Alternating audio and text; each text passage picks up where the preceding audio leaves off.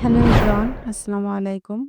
I hope you are all doing well. Today I'm going to share with you how we can slowly improve our English step by step. My friends, 2025 is almost over.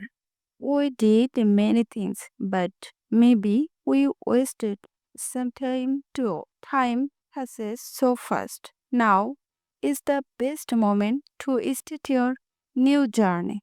If you start today, then in 2026 you can see a big improvement in your English. Don't wait for the perfect time. The perfect time is now.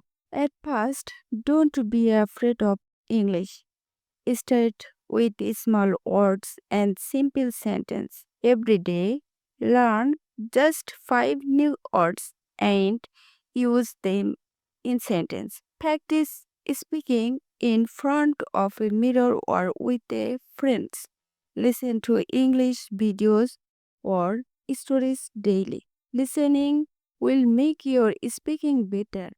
Most importantly, don't give up. Improvement takes time. Improvement takes time. But if you try every day, you will see the result. So, my friends, let's not waste more time. Start today, step by step, and make 2026 the year of your success. Thank you so much for watching. Take care and see you in the next video.